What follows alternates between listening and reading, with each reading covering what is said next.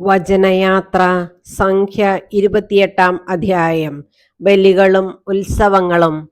കർത്താവ് മോശയോട് അരുളിച്ചെയ്തു, ഇസ്രായേൽ ജനത്തോട് കൽപ്പിക്കുക, എനിക്ക് ദഹനബലികളും സുരഭിലമായ ഭോജനബലികളും യഥാസമയം അർപ്പിക്കാൻ നിങ്ങൾ ശ്രദ്ധിക്കണം. നീ അവരോട് പറയണം, നിങ്ങൾ ദഹനബലിക്കായി 1 വയസ്സുള്ള ഊനമറ്റ 2 ആട്ടിൻകുട്ടികളെ അനുദിനം കർത്താവിന് അർപ്പിക്കണം. ഒന്നിനെ രാവിലെയും മറ്റേതിനെ വൈകുന്നേരവും ബലിയർപ്പിക്കണം.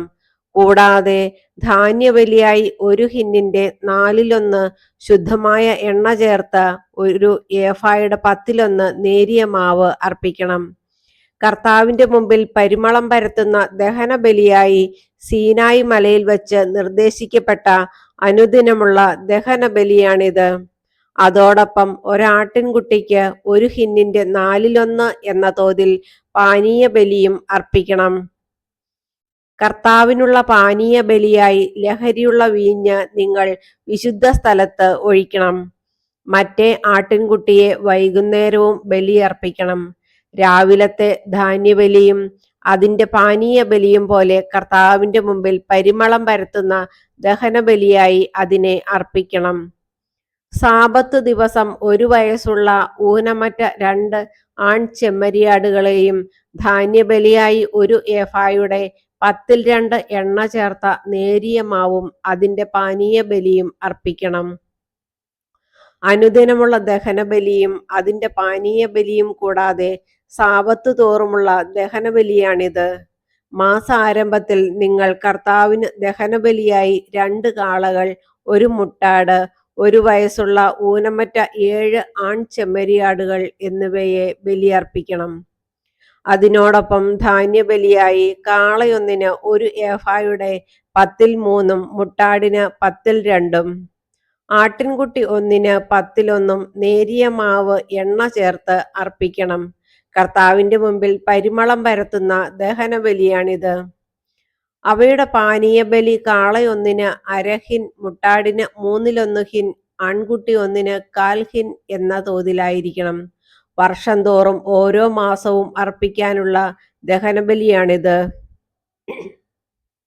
അനുദിന ദഹനബലിക്കും അതിന്റെ പാനീയ ബലിക്കും പുറമെ പാപപരിഹാര ബലിയായി 1 കോലാട്ടിൻമുട്ടനെ കർത്താവിന് അർപ്പിക്കണം. 1-ാം മാസം 14-ാം ദിവസം കർത്താവിന്റെ പെസഹ ആണ്. ആ മാസം 15-ാം ദിവസം ഉത്സവ ദിവസമാണ്. 7 ദിവസം പുളിപ്പില്ലാത്ത അപ്പം ഭക്ഷിക്കണം. 1-ാം ദിവസം വിശുദ്ധ സമ്മേളനം ഉണ്ടായിരിക്കണം. ആ ദിവസം ശ്രമകരമായ ജോലിയൊന്നും ചെയ്യരുത്. കർത്താവിന് ദഹനബലിയായി 2 കാളക്കുട്ടികളെയും 1 മുട്ടാടിനെയും 1 വയസ്സുള്ള 7 ആട്ടിൻകുട്ടികളെയും അർപ്പിക്കണം. അവ ഊനമറ്റവ ആയിരിക്കണം. അവയുടെ ധാന്യബലിയായി എണ്ണ ചേർത്ത നേരിയ മാവ് കാളയൊന്നിന് 1 ഏഫായുടെ 10-3 മുട്ടാടിന് 10-2 7 ആട്ടിൻകുട്ടികളിൽ ഓരോന്നിനും 10-1 എന്ന തോതിൽ അർപ്പിക്കണം. കൂടാതെ നിങ്ങൾക്ക് വേണ്ടി പരിഹാരം അനുഷ്ഠിക്കുന്നതിന് 1 കോലാട്ടിൻമുട്ടനെ പാപപരിഹാര ബലിയായും അർപ്പിക്കണം. പ്രഭാതത്തിലെ അനുദിന ദഹനബലിക്ക് പുറമെ ഇവയെല്ലാം നിങ്ങൾ അർപ്പിക്കണം. അതുപോലെ തന്നെ 7 ദിവസവും കർത്താവിന്റെ മുമ്പിൽ പരിമളം പരത്തുന്ന ദഹനബലിയോടുകൂടെ ധാന്യബലിയും അർപ്പിക്കണം. അത് അനുദിന ദഹനബലിക്കും അതിന്റെ പാനീയ ബലിക്കും പുറമെയാണ്. 7-ാം ദിവസം വിശുദ്ധ സമ്മേളനം ഉണ്ടായിരിക്കണം. അന്ന് ശ്രമകരമായ ജോലിയൊന്നും ചെയ്യരുത്. വാരോത്സവത്തിൽ കർത്താവിന് നവധാന്യ ബലിയായി പ്രഥമ ഫലങ്ങൾ അർപ്പിക്കുന്ന ദിവസം വിശുദ്ധ സമ്മേളനം ഉണ്ടായിരിക്കണം. അന്ന് ശ്രമകരമായ ജോലിയൊന്നും ചെയ്യരുത്. കർത്താവിന്റെ മുമ്പിൽ പരിമളം പരത്തുന്ന ദഹനബലിയായി 2 കാളക്കുട്ടികളെയും 1 മുട്ടാടിനെയും 1 വയസ്സുള്ള 7 ആൺചെമ്മരിയാടുകളെയും അർപ്പിക്കണം. അവയുടെ കൂടെ ധാന്യബലിയായി എണ്ണ ചേർത്ത നേരിയ മാവ് കാളക്കുട്ടി ഒന്നിന് 1 ഏഫായുടെ 10-3 മുട്ടാടിന് 10-2 ആട്ടിൻകുട്ടി ഒന്നിന് 10-1 എന്ന തോതിൽ അർപ്പിക്കണം.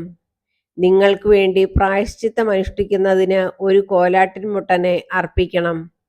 അനുദിന ദഹനബലിക്കും അവയുടെ ധാന്യബലിക്കും പുറമെ ഇവയും ഇവയുടെ പാനീയ ബലിയും നിങ്ങൾ അർപ്പിക്കണം. അവ ഊനമറ്റവയായിരിക്കാൻ പ്രത്യേകം ശ്രദ്ധിക്കണം.